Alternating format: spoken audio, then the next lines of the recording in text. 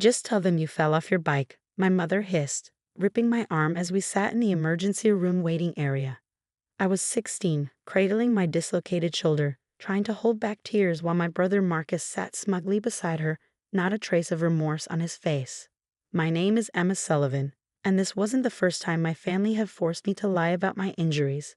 Marcus, 2 years older than me, had been getting increasingly violent since our father's death 3 years ago. My mother called it acting out, but I called it what it was: abuse. Mrs. Sullivan, a nurse called out, clipboard in hand. We're ready for Emma. I stood up, wincing at the pain shooting through my shoulder.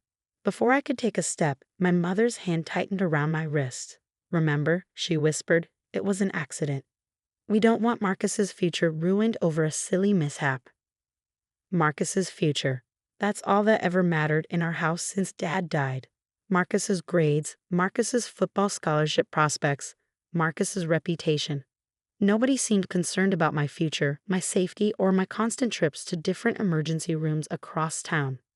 The nurse led us to an examination room, frowning as she took in my appearance. Can you tell me what happened? She asked, her kind eyes meeting mine. I opened my mouth, but my mother jumped in. She fell off her bike, she said quickly. Emma's always been clumsy, hasn't she, sweetie? I nodded mechanically, the rehearsed lie tasting bitter in my mouth. The truth was, Marcus had grabbed my arm and twisted it behind my back when I refused to let him copy my chemistry homework. He'd been failing his classes, and my mother insisted I help him maintain his GPA for college scouts. The nurse made notes, her pen scratching against paper as she documented another false story. But this time, something was different. She kept glancing between my mother and me, her expression unreadable. Emma, could you come with me for some x-rays? She asked. Standard procedure. Mom, she paused, looking at Marcus. Your brother can wait here. My mother started to protest, but the nurse was firm. Hospital policy, she said simply. Once we were alone in the x-ray room, the nurse, her name tag read Sarah, closed the door and turned to me. This isn't your first shoulder injury, is it? She asked quietly. I froze. We usually went to different hospitals to avoid questions, but something about her tone made me think she knew more than she was letting on. I've seen your records, she continued. Different hospitals, similar injuries always explained away as accidents. Emma, we have a new system now. All hospital records in the state are connected. Dr. Anderson, our orthopedic specialist, noticed the pattern. My heart started racing. For years, I've been carrying this secret, protecting Marcus because my mother convinced me it would destroy our family if anyone knew the truth. But here was someone who had already pieced it together. I started, but the words caught in my throat. Sarah placed a gentle hand on my uninjured shoulder. You don't have to say anything right now, but Dr. Anderson would like to review your case, your complete case. And Emma? She waited until I met her eyes. We can help you. You don't have to keep covering for him. Tears I'd been holding back for years threatened to spill. My mom, I whispered, she'll never forgive me. Your mother's job is to protect you, Sarah said firmly. If she's not doing that, then we need to make sure someone does. As Sarah took the x-rays, my mind raced. All those emergency room visits, all the different stories, falling downstairs, tripping over garden hoses, sports accidents, they were all documented. All those times Marcus had hurt me and my mother had protected him were there in black and white. When we returned to the examination room, my mother was pacing while Marcus played on his phone. Dr. Anderson was waiting for us, a tall woman with silver hair and eyes that seemed to see right through our family's carefully constructed lies. Mrs. Sullivan, she said, her voice professional but cold. I've reviewed Emma's medical history. We need to discuss a pattern of injuries that's deeply concerning. My mother's face went pale. Marcus's phone slipped from his hands, and for the first time in 3 years, I felt something that had been missing from my life since Dad died. Hope. The truth was finally coming to light, and no amount of lying or covering up could stop it. The hospital records had told my story when I couldn't, and now everything was about to change. Dr. Anderson turned to me, her expression softening. Emma, would you like to tell me what really happened to your shoulder today? I looked at my mother, who was shaking her head slightly, then at Marcus, who was glaring at me with the same threatening look he'd given me countless times before. But this time, I wasn't alone. This time, I had proof. I took a deep breath and began to speak. Marcus did this, I said, my voice trembling but clear. He twisted my arm behind my back because I wouldn't let him copy my chemistry homework. The silence in the examination room was deafening. My mother's face contorted with a mix of horror and anger, while Marcus leaped to his feet, his mask of indifference finally cracking. "She's lying," he shouted. "Mom, tell them she's lying." But Dr. Anderson was already pulling up images on her tablet. "Mrs. Sullivan, these are Emma's x-rays from the past 3 years. Multiple shoulder dislocations, a fractured wrist, 2 broken ribs." She swiped through the images methodically, each injury reported at a different hospital, each with an increasingly improbable explanation. My mother sank into a chair, her face ashen. "We were just protecting our family," she whispered. "After their father died, Marcus needed stability. He needed consequences," Dr. Anderson cut in sharply. "Instead, you taught him that violence was acceptable and helped him hide it. Do you understand what message that sent to both your children?" I watched as years of carefully constructed excuses crumbled around my mother.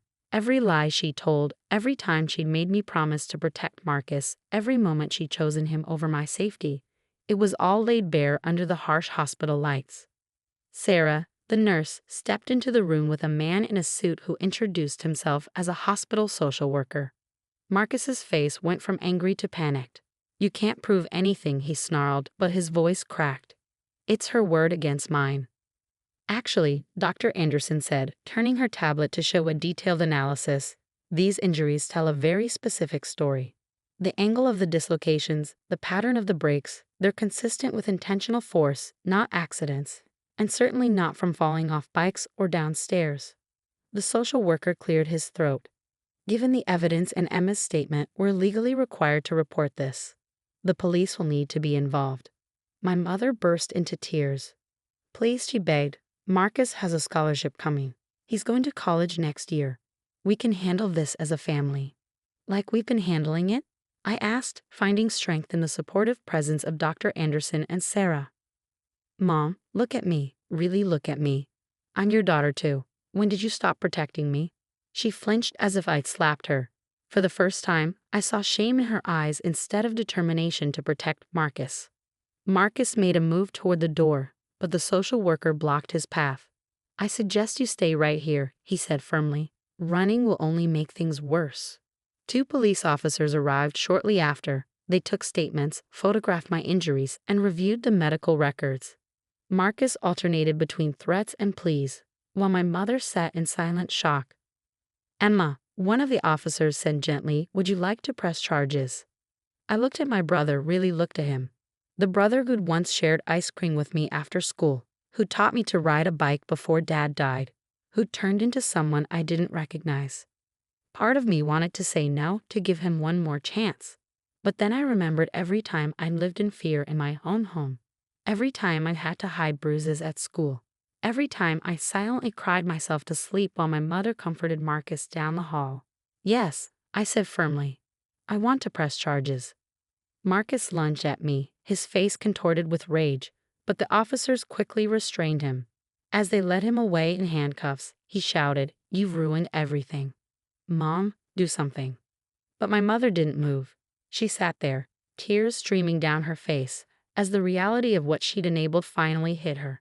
Dr. Anderson placed a hand on my uninjured shoulder. "You did the right thing," she said softly. "It won't be easy, but you're not alone anymore." The social worker explained that I couldn't go home with my mother that night. Child Protective Services would need to be involved, and temporary arrangements would have to be made.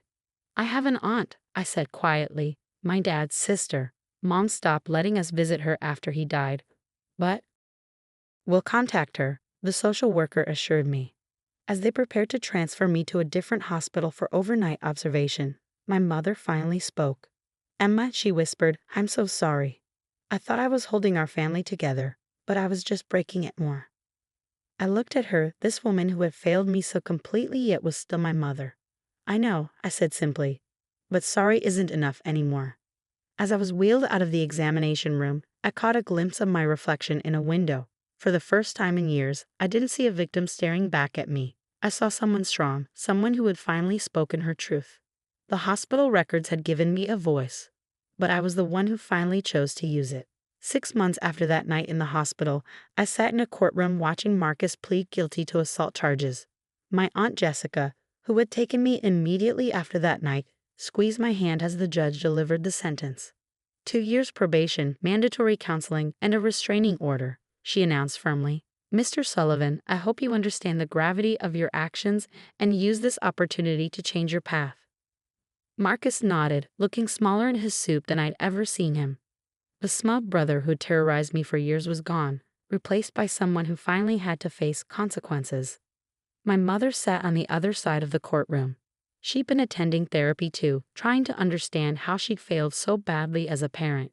We weren't close anymore. That would take years to rebuild, if ever, but at least she'd stopped making excuses for Marcus. After the hearing, Dr. Anderson, who had testified as an expert witness, approached me. "How's the shoulder?" she asked, her kind eyes scanning my much improved posture. "Better." I smiled. Physical therapy helped a lot, and I glanced at Aunt Jessica. Living somewhere safe helped more. The past 6 months had been transformative. Aunt Jessica's house became my sanctuary. She helped me apply to colleges, celebrated when I got accepted to my dream school with a full scholarship, and never once made me feel like I had to diminish myself to protect someone else.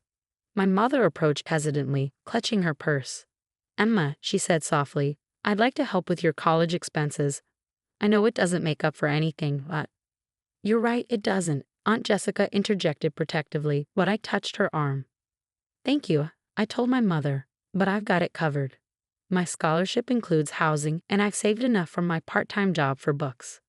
The job was another freedom I'd found, working at a local bookstore where no one expected me to give up my earnings to cover Marcus's debts or family emergencies. As we left the courthouse, I spotted Sarah, the nurse who'd first noticed the pattern in my hospital records. She'd become a friend over the months, checking in regularly and even helping me with college applications. "Proud of you, kid," she said, hugging me carefully. "You're going to do amazing things at college." That evening, Aunt Jessica hosted a small celebration dinner, not for the court verdict, but for my scholarship. As we sat around her dining table with Dr. Anderson and Sarah, who'd both become part of my chosen family, I felt overwhelmed with gratitude. "I want to make a toast," Aunt Jessica announced, raising her glass. "To Emma, who showed us all what real strength looks like. And to medical records," she added with a wink, "which tell the truth even when people won't." We laughed, but she was right. Those hospital records had given me the evidence I needed to break free. They'd proven what I'd been trying to tell people for years. "You know," Dr. Anderson said thoughtfully, "I'm retiring next year. We could use more doctors who understand what abuse looks like from both sides." I smiled, thinking about my pre-med major starting in the fall. "Maybe I'll take your place someday," I said. "Help other people find their voice through medicine." My phone buzzed. A text from my mother. "I know you don't need it, but I'm proud of you. You're stronger than I ever was." I didn't respond immediately. Our relationship was still complicated, a work in progress that might never fully heal. But at least now there was honesty between us. Later that night, as I packed more boxes for college, I found an old family photo. Marcus and me before everything went wrong, before Dad died, before the violence started. I didn't feel sad looking at it anymore. Instead, I felt peaceful. The truth had set me free, but it had done more than that. It had given me a future I never thought possible when I was living in fear. A future where I could help others, where I could thrive instead of just survive. As I placed the photo in a box marked "Past," I smiled. The hospital records had told my story, but I was the one writing my future now, and it was going to be brilliant.